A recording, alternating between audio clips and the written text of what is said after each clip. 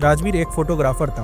उसका शौक था पुरानी बंद जगहों को एक्सप्लोर करना। एक शाम उसे शहर के बाहर एक 80 साल पुरानी हवेली का लोकेशन मिला। लोग कहते थे कि रात को उस हवेली के अंदर से दरवाजे पीटने की आवाज आती है, जैसे कोई अंदर से बाहर निकलना चाहता हो। एक रात राजवीर बिना किसी को बताए हवेली के अंदर चला जाता है। दरवाजा खोलते ही मिट्टी और सड़ी हुई लकड़ी की बदबू ने उसकी सांस को रोक दी।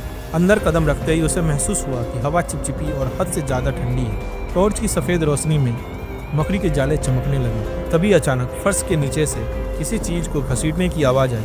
राजवीर थोड़ा सा हंस पड़ा। चूहा होगा, लेकिन ये आवाज चूहे जैसी नहीं थी। ये आवाज ऐसी थी जैसे किसी इंसान को जमीन पर घसीटा जा रहा हो। तब उसकी नज़र बेसमेंट के ट्रैप डोर पर पड़ी। उसने धीरे से दरवाजा खोला। अंधेरा इतना गहरा था जैसे रोशनी भी उस अंधेरे को दूर न करता। नीचे उतरते ही उसने दीवार पर नाखून के ताजे निशान देखे। निशान इतने नए थे कि लकड़ी अभी तक गीली थी। तीसरी सीढ़ी पर पैर रखते ही ट्रैपडोर अपने आप बंद हो गया। पूरा बेसमेंट अचानक बिल्कुल शांत हो गया। सिर्फ राजवीर की सांस की आवाज़ सुनाई दे रही। जैसे ही वो नीचे पहुंचा, उसने एक पुरानी कुर्सी देखी जो बिना हवा के अपने आप हिल रही थी। टॉर्च का फोकस एडजस्ट करते ही राजवीर जम गया। कुर्सी पर एक औरत बैठी थी। उसके लंबे बाल चेहरे पर गिरे हुए थे, हाथ नीचे लटक रहे थे, गले में टूटी हुई रस्सी बंधी हुई। वह बिना आवाज़ के धीरे धीरे झूल रही थी, जैसे किसी गहरी नींद में हो। राजवीर ने पीछे हटना चाहा। टॉर्च भुकभुकाया और बंद हो गया। तब बेसमेंट में किसी के बोलने की आवाज़ गूंजी, तुम बहुत लेट हो गए, बहुत लेट। राजवीर टॉर्च जलाने की कोशिश करता रहा। Torch bar bar on off हो रही थी। तभी कुर्सी रुक गई। पूरा बेसमेंट बिल्कुल स्थिर। सिर्फ उस औरत का सिर धीरे धीरे ऊपर उठने लगा, लेकिन उसका चेहरा दिख नहीं रहा था, क्योंकि वहाँ चेहरा था ही नहीं। वहाँ सिर्फ एक गहरा खुला गड्ढा था, जैसे किसी ने पूरा चेहरा नोच लिया हो। राजवीर चीखने ही वाला था कि उस औरत ने उसे पकड़ लिया।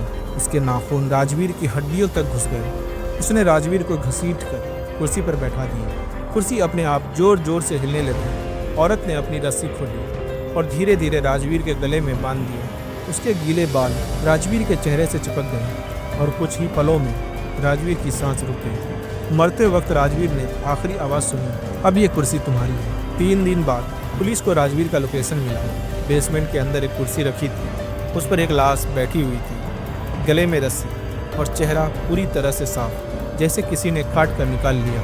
और उसी कुर्सी के पीछे फर्श पर राजवीर का चेहरा रखा हुआ था, जैसे कोई मास्क, बिल्कुल ताज़ा। राजवीर के मौत के 18 दिन बाद सिर्फ एक ही इंसान सच जानता था, अबीर। वही राजवीर के एक्सप्लोरेशन व्लॉग का रिसर्च एक्सपर्ट था। अबीर ने राजवीर का लास्ट रॉ फुटेज देखा। उसमें सिर्फ एक ऑडियो बची थी। कुर्सी, रस्सी, चेहरा, वो जिंदा है। बिना पुलिस, बिना मीडिया को बताए अबीर रात को 3 बजे हवेली में घुसा। उसके हाथ में एक जंग लगी कुल्हाड़ी और एक केरोसिन का डिब्बा था। बेसमेंट में उतरते ही कुर्सी फिर से हिलने लगी। इस बार कुर्सी गुस्से में जोर जोर से झूल रही थी, जैसे कोई बच्चा गुस्से में झूला झूल रहा हो। अचानक कुर्सी रुक गई। कुर्सी के पीछे ताज़ा इंसानी चमड़ी चिपकी हुई थी। अबीर ने बिना सोचे कुल्हाड़ी उठाई और कुर्सी को बीच से काट दिया। उसी पल पूरी हवेली में एक औरत की चीख गूंज उठी, जैसे एक नहीं, जैसे 20 गले एक साथ चिल्ला रहे हैं। अबीर ने केरोसिन डाला और आग लगा दी। कुर्सी जल रही थी, लेकिन आग के अंदर कुछ हिलता हुआ महसूस हो रहा था, जैसे कोई बाहर निकलना चाहता हो। अबीर आंखें खोलकर देखता रहा जब तक कुर्सी राख में बदल नहीं गई। बेसमेंट फिर शांत हो गया।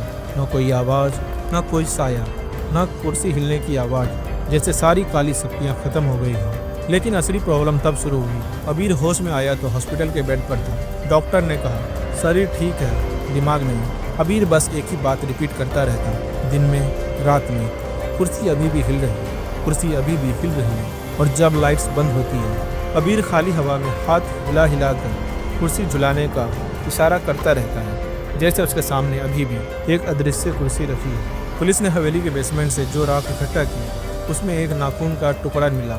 एविडेंस रूम के शेल्फ पर रखा हुआ वो नाखून आज भी धीरे धीरे हिलता रहता है।